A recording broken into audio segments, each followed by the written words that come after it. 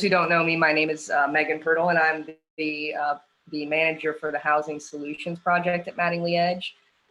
Thank you all so much for coming to this. We're really excited to see everyone here and to share more about co-housing and our vision for an inclusive and affordable co-housing community here in Louisville. Just because we have a number of participants here, if everyone can just keep their mic muted during the presentation portion, we will have time at the end. We have dedicated time at the end for questions and discussion. But if anything comes up, if anything comes up while the presentation is going on, feel free to drop any questions or comments in the chat box, and we'll make sure that we get to those. Also, if you didn't get a chance to register for the event, you just got like a link to the Zoom, or someone sent it to you. If you can drop your email in the chat box, just so we can make sure that you get information about future co-housing events and a copy of the recording, if that's something that you're interested in. So for those who aren't as familiar with Mattingly Edge and the Housing Solution Project, the housing portion of what we do is grant funded by the Commonwealth Council on Developmental Disabilities. Our goal is to examine the barriers, and there are a lot that exist for people with disabilities, to find affordable, accessible, and truly integrated housing in the community, and to find solutions that work towards alleviating some of those barriers.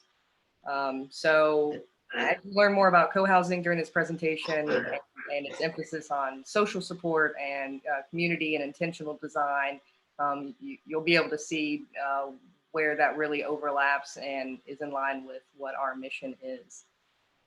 So we are joined today by Mathilde and Eric, who are from Studio Co+Hab. They are an architecture firm that specializes in designing co-housing and other intentional communities. They have offices here in Louisville and in Bozeman, Montana.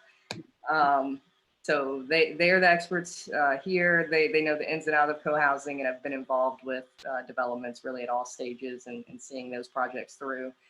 So we're really happy to have them here and to have them talk to you all today. So at the end, I will mention some ways that you can get involved with our efforts, whether you're someone who wants to live in co-housing personally, or you work with or for an organization that would be interested in having some kind of community like this in Louisville.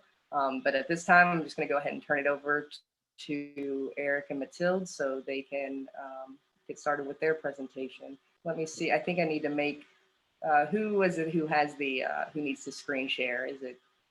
I do. Okay, I'll go ahead. Yeah. Okay, I'll make sure okay. Great. All right, so you should be able to do that. Sweet. So yeah, before we're going to start the presentation, I just wanted to kind of thank you for the introduction again. And yeah, as you can probably tell by my accent, I didn't grow up in Louisville, Kentucky. I grew up in France, and I've been living in Louisville for now 4 years, loving that city. And as you said, Megan, I've been working on co-housing projects all around the US and in France for the last decade almost now. And yeah, we're really excited. We kind of, the last project, the project we're working on right now is in Bozeman in Montana. And it was kind of the same energy of just like, we felt like there were a need, and we met with this group of people that was actually seeking out a co-housing project in the city, and meeting Mattingly Edge right at the moment where we're starting to think like, well, does Louisville needs one? And having Mattingly Edge being so ready to jump on it and being like, yeah, this is actually what we need for our city, it's really making us hopeful that we can create something together that can really have an impact.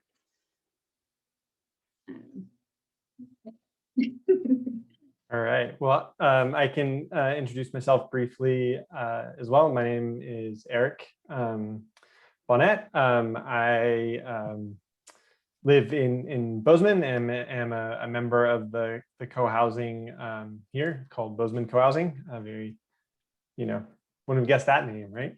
And I've worked for quite a number of years, about I guess a decade specifically on co-housing and intentional communities. I've lived in a number of other intentional communities besides Bozeman Co-housing as well too. And so we'll pull from some of our kind of like past work, as well as work by others. We're definitely not like the Oracle, the only source of information, but definitely have been doing this for a while, both as residents as well as professionals too. So I think we're going to kind of break this up, start just by kind of talking a little bit about like why intentional communities and why co-housing, in a little bit more detail than what Mathilde just mentioned.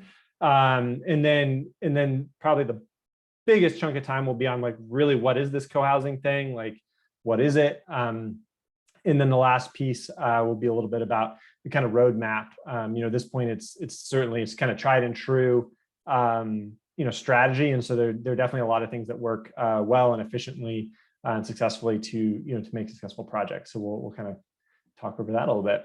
So that's what I've got in terms of overview, and I'll pass it back to you, Mathilde.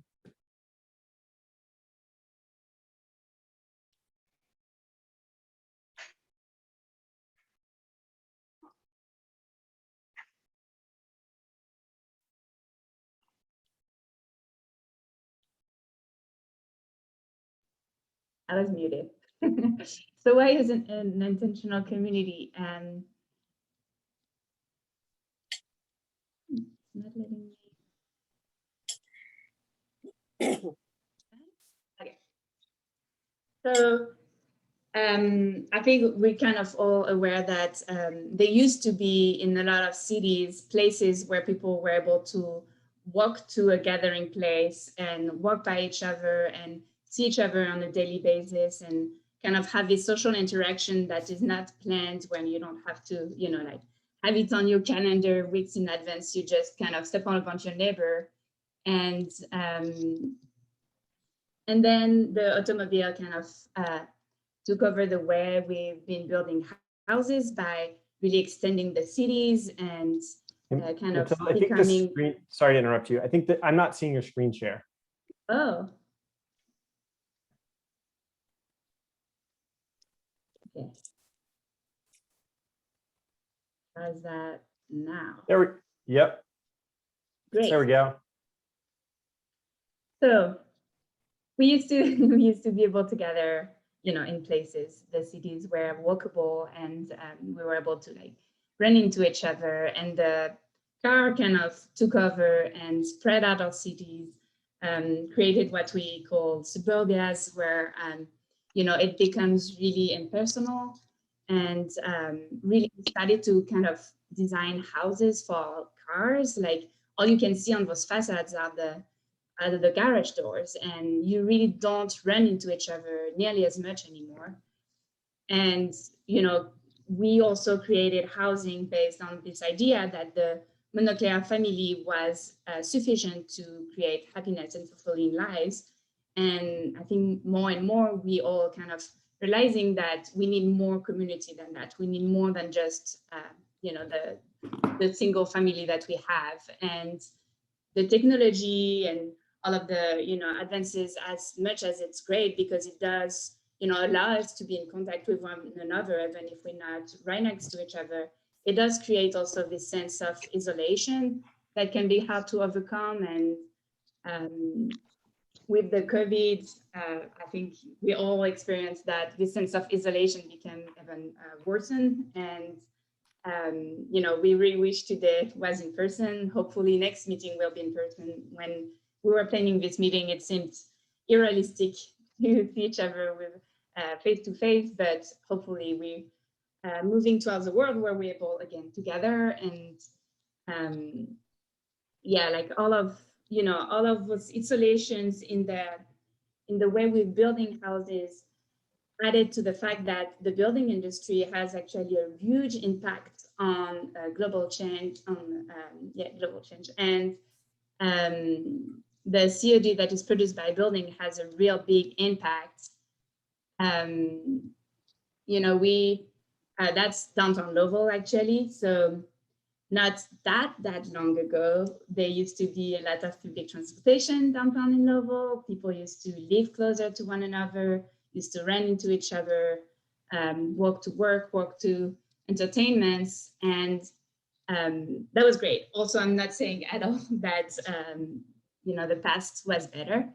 I don't know how many of you is familiar with this map, but that's a map that shows what we call redlining, which has been a practice that you know, has been happening in our city, where investments would be given to white neighborhoods rather than Black neighborhoods, basically, and development would be really generated way more in wealthier and white neighborhoods than Black neighborhoods, and that really created. I'll pass with, you know, redlining is a really complex subject, and that's not the subject of today. If you want more information, I highly recommend you to keep looking into that, because there's tons of information. Actually, I think Louisville.org or something like that, .gov, has a whole chapter on that too. It's a well-known fact now, but our point is that this redlining past has still a big influence on how our city is shaped today. And so this dot map from 2010 shows the repartition of the residents based on their race. And you can really see that there is a clear, you know, segregation that is still happening in our city, and the housing developments are still kind of perpetuating those discriminations and not giving the same opportunities to all of the residents of Louisville. And as well as there is also segregation for people that experience disabilities, or you know, like as soon as you don't fit in this kind of like one size fits all standard housing, it becomes really hard to house yourself. So you either end up in a house that is misfit, or you end up in an institution that might be way too much care for what you need, and there's just not enough in-betweens and not enough solutions right now. And so just a brief talk on what we call affordable and income and affordable housing.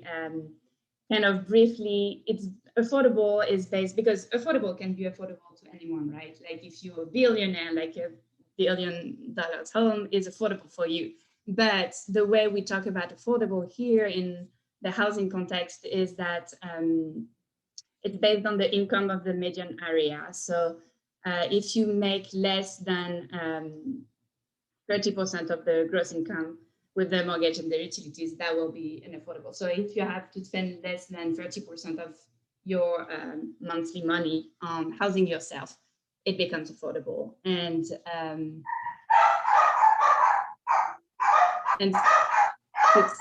so there is a dog barking somewhere. If you all can mute yourselves, please. Sweet, thank you.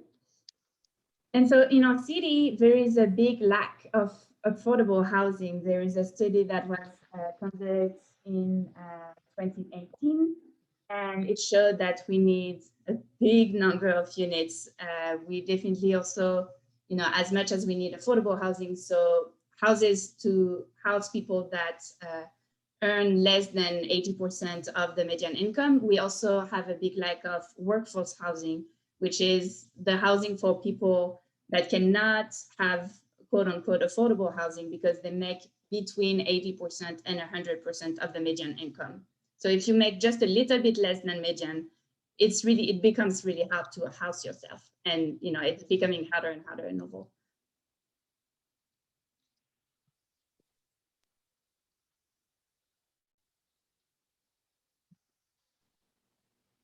All right, I'm going to jump in here for a second. So, you know, there's like this is a book cover by Jessica Gordon Nimbard, which is she's a scholar who's looked at the kind of history of cooperative practice, and I think Megan, I think you can mute people as well too, or hosts can, which would be great.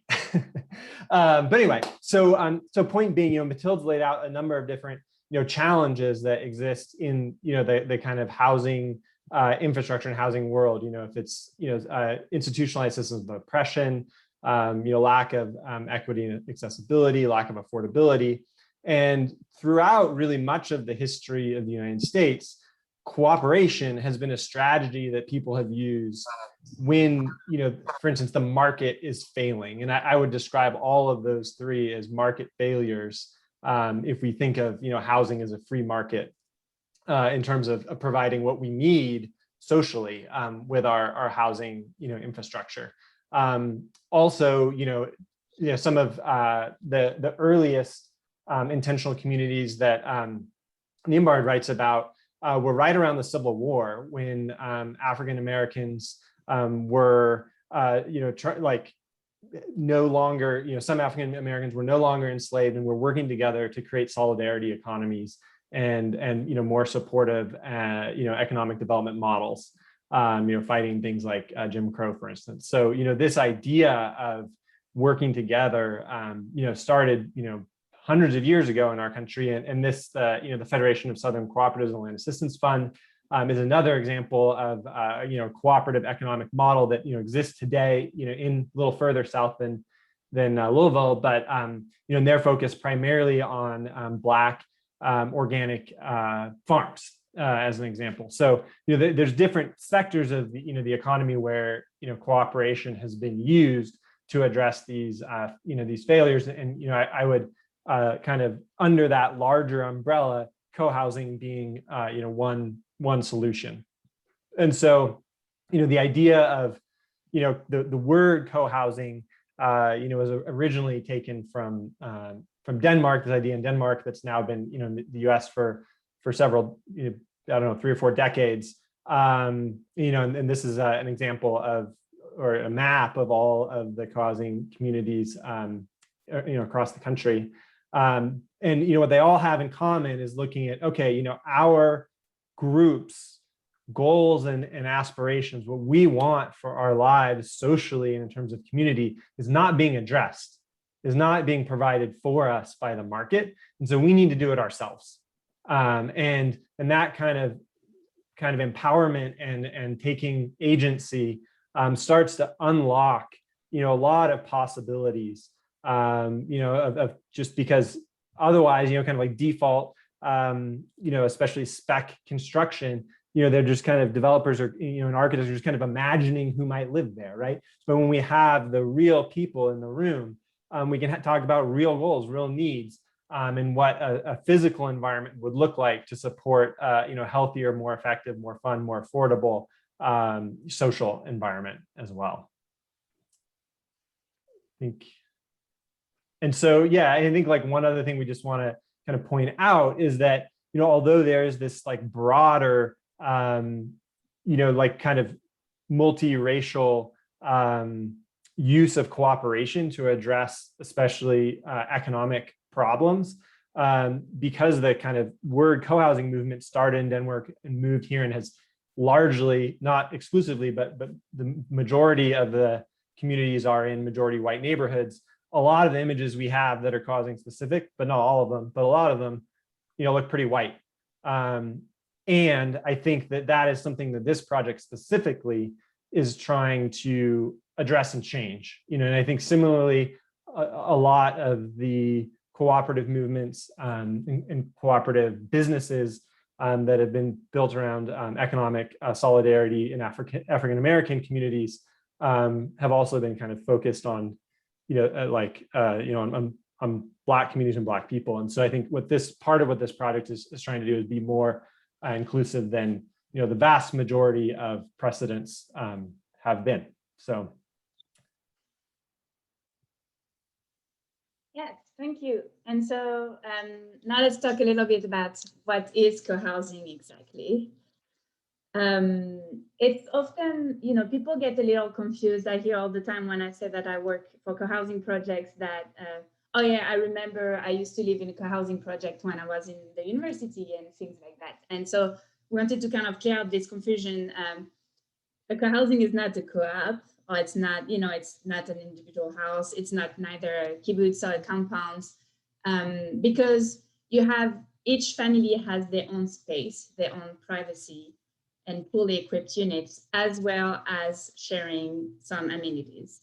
And so, it's kind of a difference between all of those different houses. And so the 6 pillars of co-housing, what really, help us decide if it's a co-housing project or not, is having participatory process. So from day one, the future residents are part of the project and work with their design team to create the houses. There is no guessing around. There is no, like maybe they will like that. It's really like the future residents are talking for themselves. There is always a focus on community in the design. Everything is made so that you walk by each other. You have comfortable, easy spaces to be in a community, to be with one another, and it really creates those daily interactions that aren't planned and can really, like bring the community together. There is extensive common facilities, and we'll talk a little bit about that later, but usually you have a common house with a lot of things in there, and we'll cover that really soon. There is a complete resident management. So, even though mathilde is here as a nonprofit helping the project started, they're not planning on, doing the management, and there's no one else but the residents that are managing for themselves as a community with one another. It's a non-hierarchical structure. There is no guru, there is no king, or I don't know what. It's really based on consensus.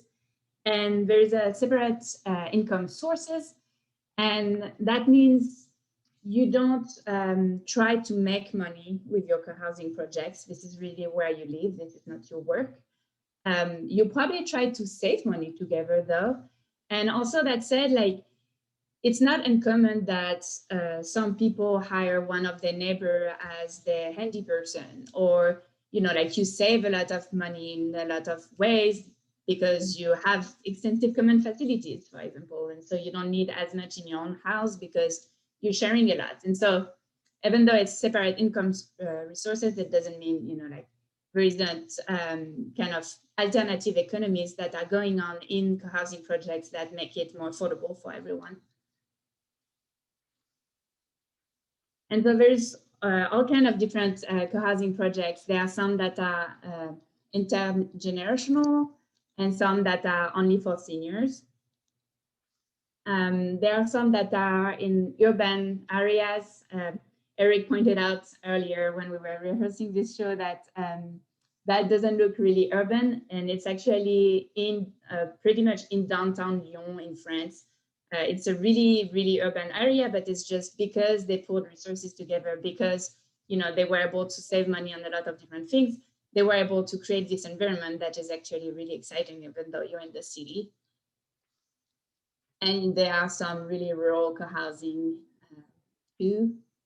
And all of them have in common the fact that you have a fully equipped unit or a fully equipped house with your fully equipped kitchen and your living room, your bedroom and your bathroom, all you could imagine having to need in your own house. And you have a front porch. And I feel like here in Louisville, we have this big culture of, like hanging out by the front porch. That's kind of where the street and the house meet. And so like where your privacy and your community kind of meet. And, we always design front porches, even in Montana where it rains a lot or it snows a lot. Like we do have front porches because we really understand how important it is to have kind of those spaces in between the community and the privacy that really helps create relationships with one another. And then like once you walked out of your front porch, you have this shared path, shared pedestrian way that will lead you to the common house, which we can see with the solar panels on this slide. This one is in Nevada City in California. So it's usually a really extensive house. It's an extensive space, and we really recommend, like as much as affordability is a big factor, and sometimes I feel like some projects can kind of have the flaw of like, well, since we're trying to be affordable, let's minimize the common facilities. It's actually a big mistake, we think, because you save so much more money by sharing, having, for example, well, having shared meals is a big part of it. They usually have big kitchens where you're able to, it's designed to cook for the entire community. There is systems where you take turns, and some communities like the Bozeman Co-Housing project, they're planning on having common meals 5 times a week. And doesn't mean that you have to come 5 times a week. It just means that it happens right next to your house. You can walk back from work and arrive to a fresh home-cooked meal that your neighbors did, and every month or every other month, depending on the rotation, you'll be cooking for your neighbors. And it's really well designed. It's a homey feeling kitchen. It's not an institutionalized or like a restaurant style kind of kitchen, but it's spacious enough to be really comfortable. Having only 2 cooks for, I don't know, 80 people, like, is actually not that hard. And because of the design, like, instead of working kind of by yourself in a little crappy kitchen, you're working in this big kitchen where everyone walks by, and you become the hero of the day, and you're really excited to have all of your neighbors trying this fresh cooked meal you just made. So that's one of the co-housing communities, having a shared meal. After your meal, you might want to hang out some more with your neighbors, and you'll probably have a living room in the common house where the adults can be adults and can be chill, or it can be, like a dancing party. There is the possibility of having a playroom for the kids where kids can be kids without disturbing the adults having conversations or having a dance party, whatever. And again, like, it's designed so that it's easier for the kids. You have, like the well-sized table, the well-sized chair, and you usually take attention to the acoustic to make sure that it's not too loud and so on. Another way, when I was saying like having a smaller common house is actually not necessarily making it more affordable, is often cases you have a guest room in the common house. So instead of having this bedroom that you have in your house that you feel like you have to have it, because when your parents come visit, where are they going to sleep if you don't have this extra bedroom? And so it's really important to have it, but 90% of the year you don't use it. And so if you have it in the common house, then all of a sudden it just clicks. It just makes sense. And this bedroom is going to be used probably 100% of the time, like, or 90% or whatever. But like, it's just like, instead of wasting all of this money building a room that is not used, you can share it with your neighbors and having it's always available. And kind of the same idea, if you love to woodwork, why not having an extensive workshop that is shared with all of your neighbors, instead of having, for 40 families, instead of having 40 drills, you end up having 5, but they're really good. And you end up using it with your neighbors and learning from one another.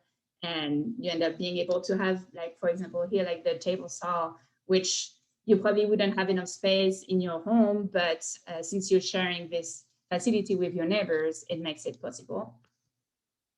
Or like an art studio, like the possibilities are kind of infinite, because it really depends on each group and what they desire to have.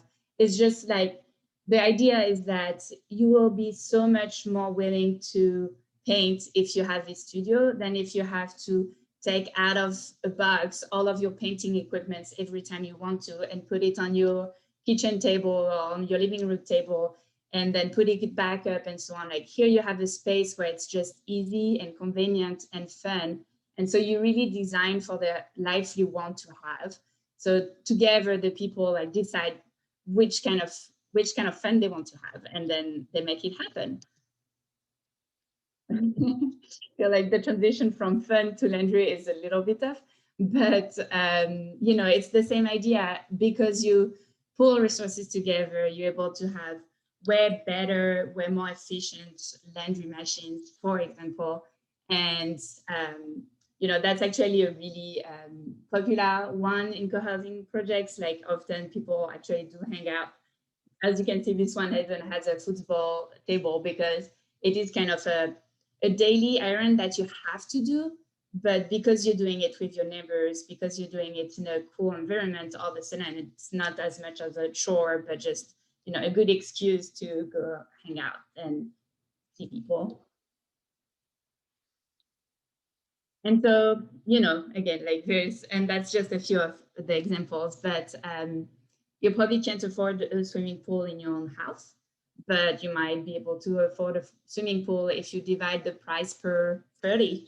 And, it's really not hard to imagine. There are actually a lot of projects. And, if it's this co-housing project, one of the goals was to really reinforce the intergenerational relationships, and the swimming pool is actually perfect for that. It's the place where everyone hangs out. So, and for example, a smoker, and we have a lot of examples, but that's the kind of things you might want to have it. It's awesome to have some big smoking meat equipment for all of those big extensive family gatherings you want to have, but you might not have the space, you might not have the money, but all of a sudden, you have all of that really handy and really affordably, and it makes it possible.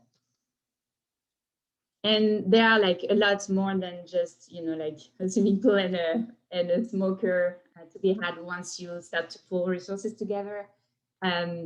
That's kind of an example of because you live right next to each other, because you know each other and care for each other. Childcare becomes a lot easier.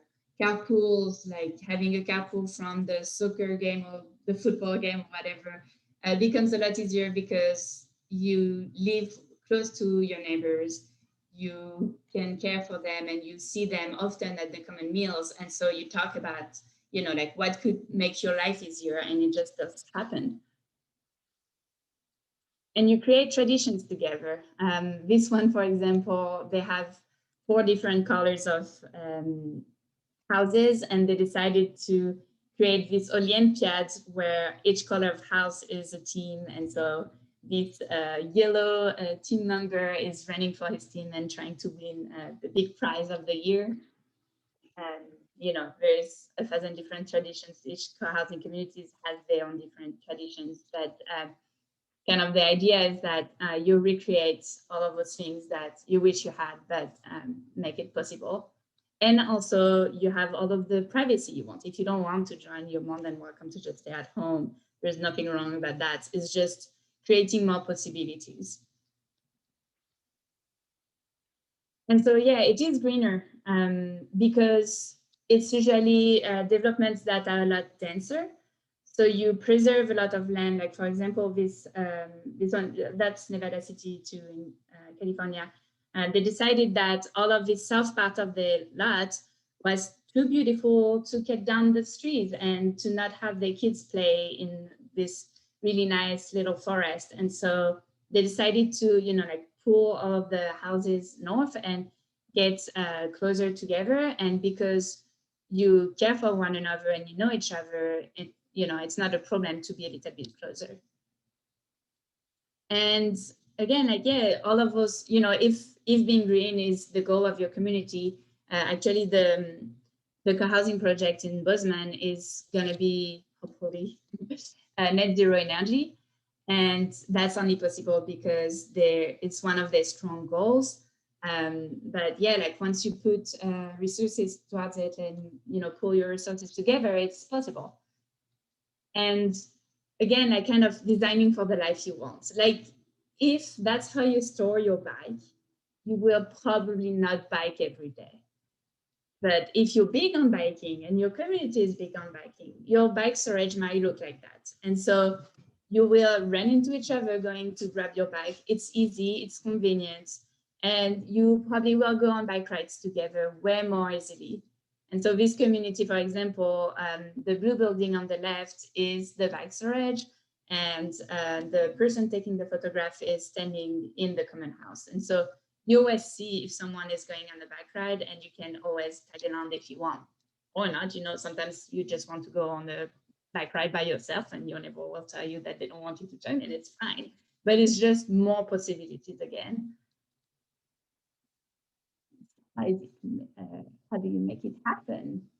All right. And I think kind of segueing into how to make it happen, so I, kind of like my personal story about, all of these different amenities and the why, I learned first about co-housing when I was an exchange student in college, as an architecture student, visited a bunch and compared and contrast papers and drawings and all that kind of thing in Denmark. And then, as soon as I came home and graduated, I looked up the first co-housing project I could find and asked if I could move in, and they asked if I could buy a house. And I said, probably not. And so I ended up living in a co-op instead for a while. But since then, I'd always thought, man, I want my kids or kid to grow up in this environment, this kind of car-free area where, Chuck Durrett, and Katie McCammett, they're kind of the people who wrote the book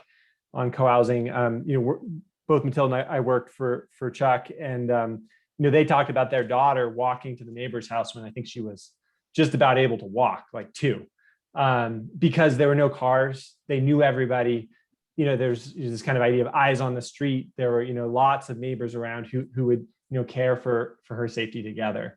It was just such a different environment in raising kids and having, lived and met, young adults who've grown up, in this intergenerational environment, having close relationships with, with toddlers as a teenager, and also having close relationships with octogenarians as a teenager, I think is something that, for me is really important.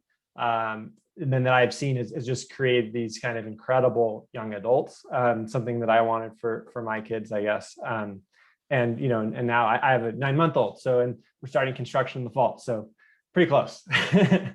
So I think that's everyone, whatever, everyone's desires and lives are a little bit different, but I guess for me, that's what made me want to live in co-housing. So how to make it happen.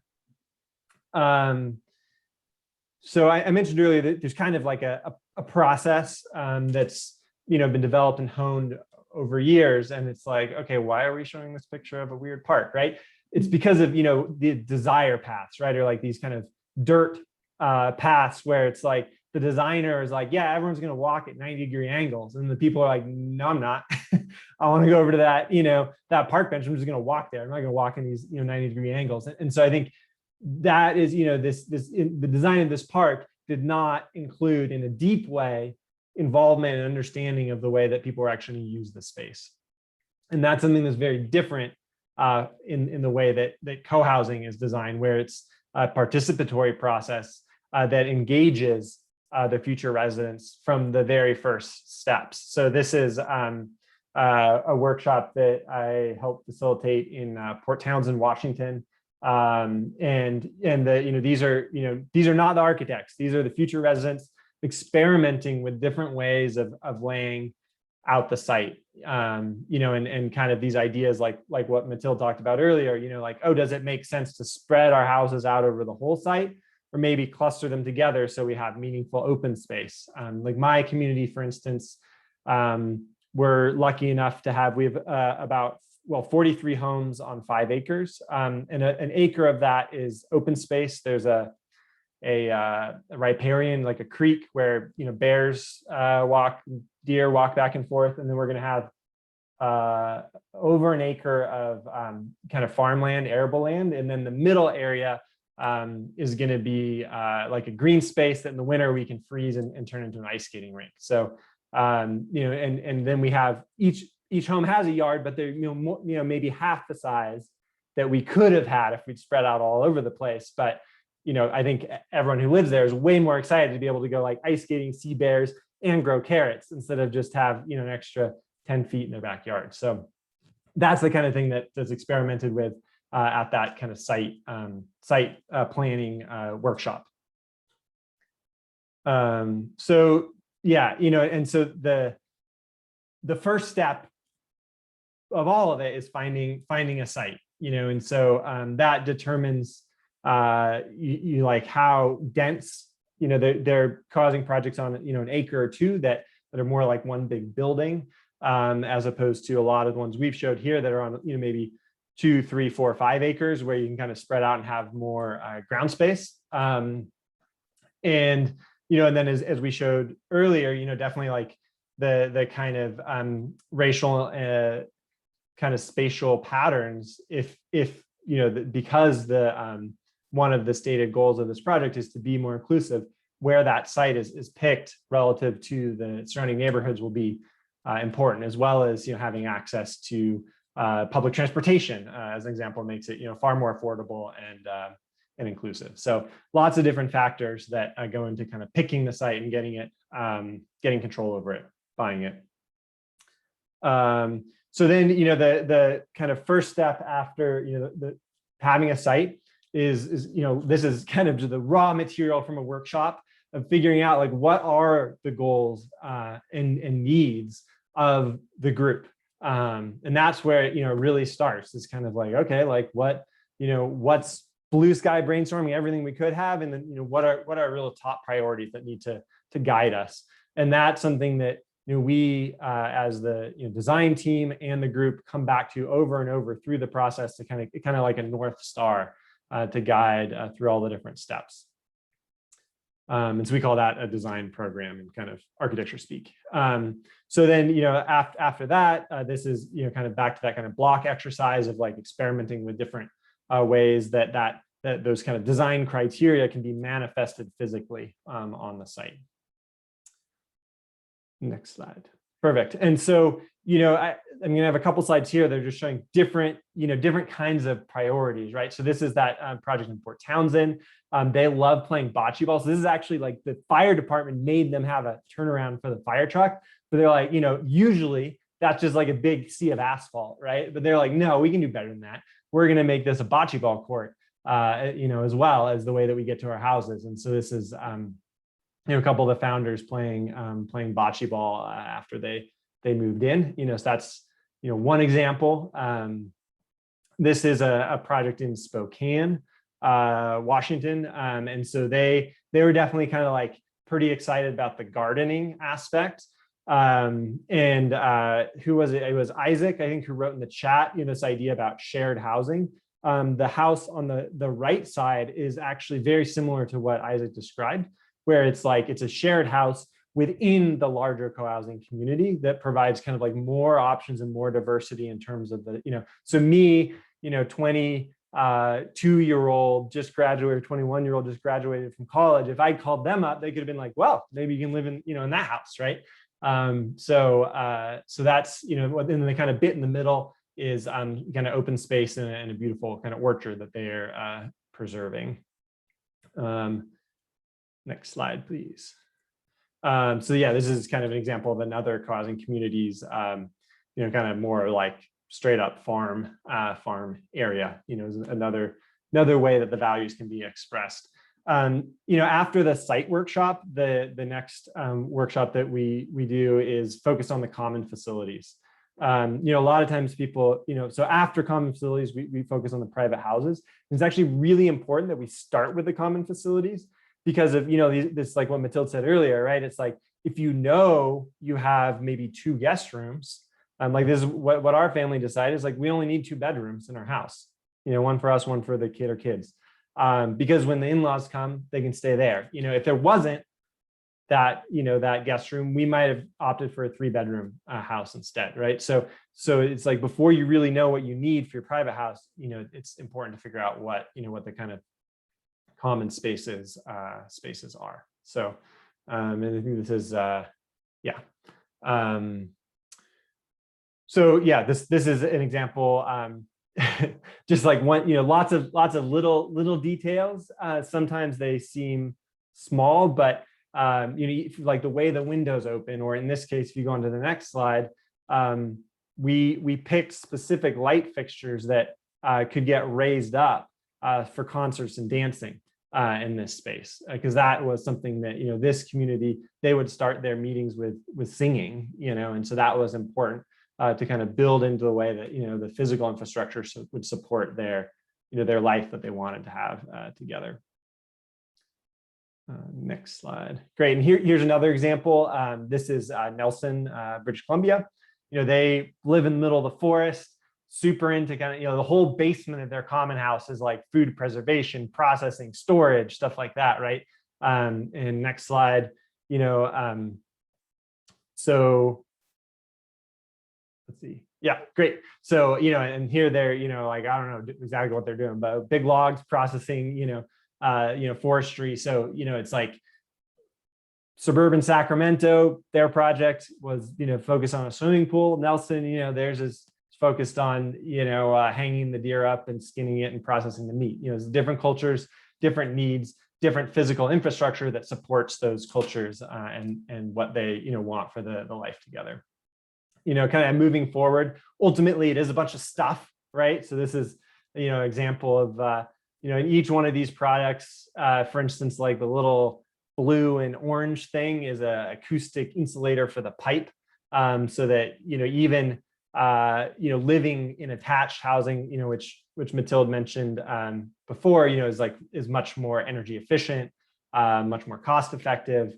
But, it's like you don't necessarily want to hear your neighbor doing everything, right? And so having like high quality acoustic assembly, so you have that kind of acoustic separation, but also get the benefits of more efficient land use and more cost effectiveness, more energy efficiency. So lots of little details that come together and a lot of stuff that ultimately becomes a project. And next slide. This is a kind of one of the last parts of the process, which is prioritization, right? It's like you can't have everything. And so this is from my community, from Bozeman. It's like everything that could go in or out. Those of you who've kind of been reading the newspaper, if you're at all involved in construction, probably know that lumber has much more than doubled. In some cases, maybe some products have gone up 5 and 10-fold. So a lot of pressure on a budget to kind of keep it on track. And so the group worked together to figure out what is number one, and what are things that maybe this project is not going to focus on. And so, as Mathilde mentioned, being a net zero energy, so that all of the energy that's used in the project is generated on site, was a big kind of guiding goal. And so that you see energy efficiency and solar panels right at the top. The acoustics that I just mentioned, whereas some things, like having fancy outlets in the fancy plugs in the kitchen didn't happen on this project. So ultimately, you do have to make choices, but having those, kind of clear goals, and then also like good group process where you can kind of hear and explore and understand what everyone's collective values are, allows the group to get aligned, and make something that's really special. So. All right, and so this is, so eventually all that stuff gets done. I think one thing that's really worth, mentioning is like, I guess, like in a nutshell, right? Conventional economic analysis thinks that co-ops are less competitive than for-profit firms because they're responsible to society, responsible to their kind of shareholders or their members. But more contemporary economic analysis recognizes there's a bunch of social capital and competitive advantage that a community-based or social kind of venture has, around trustworthiness, around, like being able to leverage those personal connections and social capital in a way that a firm can't. And so why I'm bringing this up now on this slide is that historically, co-housing groups have a much easier time getting their projects approved and a faster timeline than both for-profit and non-for-profit housing projects. Non-for-profits, because there's so many strings, it's often like takes a lot of complexity to get it all, kind of put together and going. And for-profits, often run into issues with neighbors and, pushback on their projects. Whereas, when like, my project, in Bozeman, we have probably twice the density, more than twice the density of any neighborhood around it. Like we basically bought like an open space in the nicest neighborhood in town. And so, like a lot of for-profit developers would get a ton of pushback from the neighbors, but like one of our members like literally lives right next to the site. And she's super stoked to move in and have this like new, be able to live in, several members actually live in that neighborhood and they want all those things. They want community. They want, more meaningful relationships with their neighbors, and they don't want to move to a new neighborhood. So, so it's a lot easier to communicate and kind of like build support in a neighborhood when members of the neighborhood are part of the project. So anyway, so yep, breaking ground happens.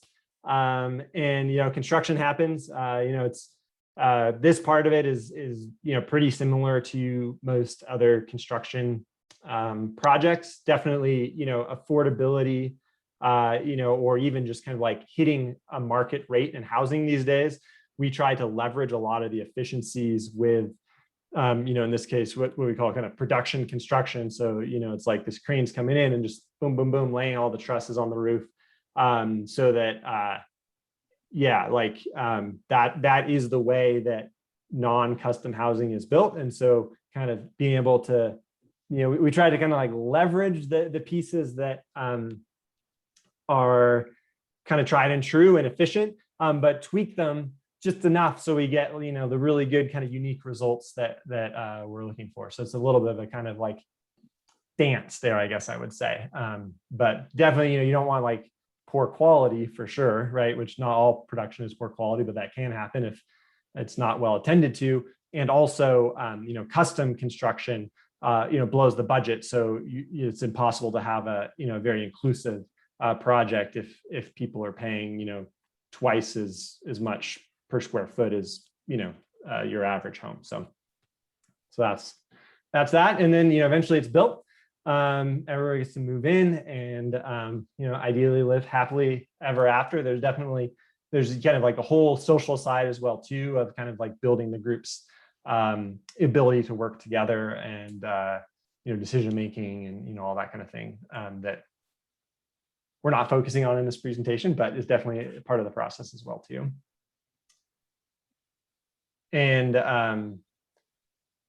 so have a party. And this is we're kind of, most of these slides are from that same project in Port Townsend, so you can kind of see the same thing through. And this landscaping that I kind of all did together, and then hang out on the porch and enjoy. In this case, it's senior co-housing, so enjoying their retirement. And then I think just kind of this slide is about that. There's lots of different ways that co-housing can look, architecturally. And a lot of that has to do with the location, the building culture, the group. Some of it's more dense, some of it's less dense, some of it's, more traditional, more contemporary, but it's all about creating this physical environment that supports these social goals. All right, and I think this is back to you, Mathilde, right? Yeah, either way. I don't know if Megan, you wanted to talk a little bit about that. We just wanted to kind of show the main core values of this project, kind of zooming back on to that specific project. Yeah, I can speak to that a little bit. If everyone can see me. Let's see. So these are kind of the things that we've discussed with Mathilde and Eric about what we're envisioning for a project like this in Louisville. One of them is multi-generational. We are hoping for a community that really accommodates people at all stages of their life, whether you're young and single, or your parents with kids, or a single parent with kids, as you age and being able to age in place. And Eric talked a little bit about the benefits, of living in multi-generational housing on both people who are aging and also people who are children and everybody in between. So that's really important, I think, for what we're envisioning here. another really important part is the universal design component. So obviously that's important to us because of the people that we support and who we would like to see some people be able to move in, who are people with different disabilities, who might have different accommodation needs. And so universal design really functions to accommodate people of all abilities and make it easier for those special extra accommodations that might be needed on an individual basis, which benefits people who are not just someone in a wheelchair or someone who has a disability, but also people as they're aging in place, which goes back to the multi-generational aspect of it. And it just really, it's designed in a way that makes it easier and for everyone to access and live in. Affordable is another really important component for us, just because the people that we support are often lower income, but it also ties into our desire for an inclusive and diverse neighborhood. We envision something that has both affordable and market rate units, but at least having some of those units so that people who might not make as much and wouldn't be able to normally afford to buy a house or buy a house in this community, to make that something that is available to a variety of different people. So the inclusivity and diverse part, that really, different abilities, but also racial diversity and inclusion. I mean, that's obviously a huge deal in pretty much any city in the United States. And we, the people who live here know that that's a huge issue that Louisville continues to grapple with redlining and other discrimination that is well known and that keeps, our communities segregated in a lot of ways to this day. So that would be what I consider one of the core components to this as well, and centrally located. So something that's closer to the core of Louisville, something maybe inside the Watterson, something that's accessible to or easily accessible to bus lines, public transportation, which benefits, the people that we support who often rely on public transportation, but also people who are lower income, who may not have cars or reliable transportation. So those are the five main, values and desires that we have for developing something like that in Louisville. Yeah, thank you. And so, obviously, that's the core values that have been defined for now by the small little group that is forming. But as the group grows, a lot of the things can also not be I don't expect the group to totally shift gears, but the idea is to start to kind of lay out some ideas, and then once the core group becomes bigger, having something that really reflects the core group. So it's not done. The core values are not done, and this slide is definitely not done either. But kind of the idea would be to have 4 categories of types of houses that probably wouldn't look different, but just would be priced different, and probably have some ways to allocate them that are different. So have some of those houses being allocated to the people that Mathilde Age serves, and have other ones that would be, pushing the universal design and making it really accessible for people with different abilities, but on the market rate, sorry. And then having a 4th category being kind of a more standard housing for more abled bodies. I don't know how to say, but that would be low income, and then some houses that would just be to the market rate. And so we'll take some questions right after that, but we kind of just wanted to say again, if you haven't registered for this event today, we'd love to have your email in the chat. I don't know if you missed that at the beginning. Maybe like some people have been joining since then.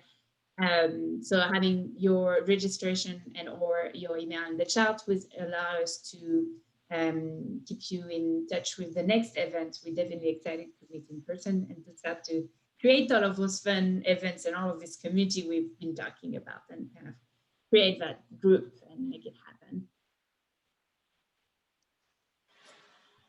And another way you can stay involved too is the FIC, so Foundation for Intentional Communities, is offering some classes on starting an intentional community. It's 5 weeks course. One starts tomorrow, so that's probably a little late, but there is another 5 weeks course on August 26th and one in November 18. And on June 15, Eric and I actually will be giving a little workshop on participatory design.